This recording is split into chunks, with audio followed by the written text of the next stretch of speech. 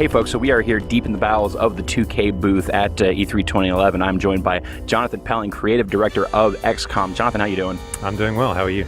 This definitely, we are here in this awesome room. This just feels like an extension of the vibe of what you guys are going for with XCOM. This you're set in 1962, very Americana. What was kind of the inspiration? You guys coming just straight off of Bioshock 2. What was the inspiration to kind of go for this aesthetic?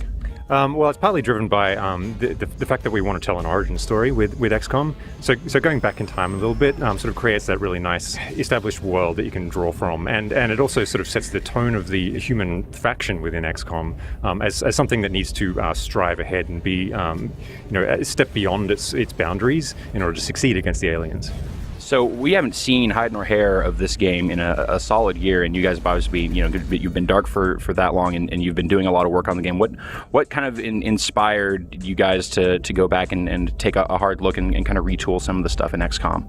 Well, I mean, partly it's driven by the fact that we really want to.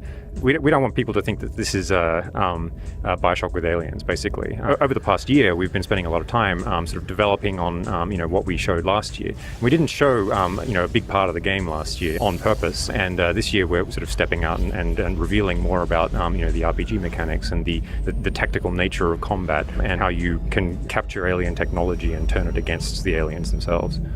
So let's talk a little bit. I've been in the theater. I've seen the demo. Obviously, we can't show that to the folks at home just yet.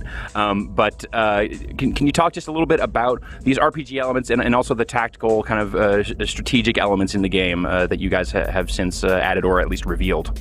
Yeah. So one of the really central parts of a game that can be called XCOM, I think, is the mix of strategy and tactics, and that's definitely very strong within our game. You've got the long-term progression where you can build a squad of agents. The agents all have stats and powers and can grow over time as you equip them with more alien technology.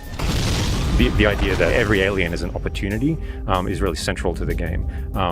Every alien piece of technology that you come across can in some way be subverted and twisted to your ends against the invading force of the aliens.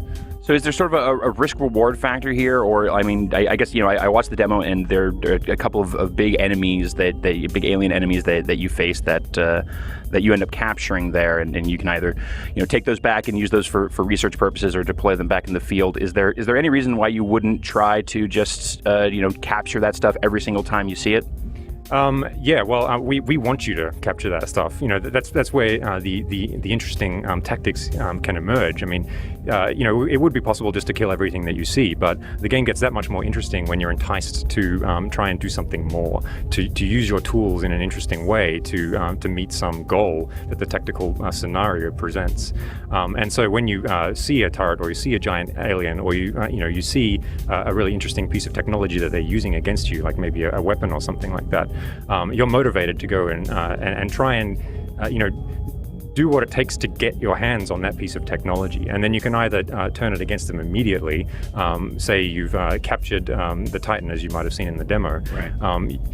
It basically enables you to bring down an airstrike on the enemy immediately or as soon as you want. But at the same time, if you're thinking about the long-term progression and you want to sort of keep that back and use that to boost maybe the technology that equips on your agents or the weapons that you carry, you can do that as well. So there's a tier of like decision making that you can make on any given tactical scenario that fulfills both short-term needs or desires, but also long-term progression. So we've got the mid-century Americana, the FBI G-Man kind of vibe going on with the agents and the main character. There's with the black, the monoliths, the pylons, like there's a clear kind of 2001 a vibe going there. As far as kind of the look of the alien weapons that the agents have taken and reappropriated, any sort of sources of inspiration for the look and feel of that part or the aliens themselves?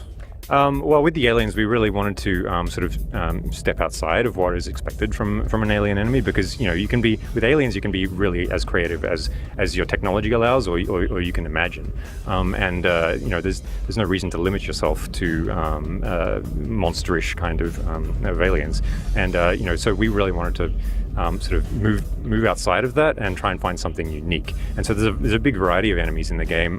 There are some humanoids, there are some abstract forms. They have different capabilities, like they can transform. And of course they can all be subverted and captured. Excellent. Well, Jonathan, thank you so much for your time. Have a good show. Thank you very much.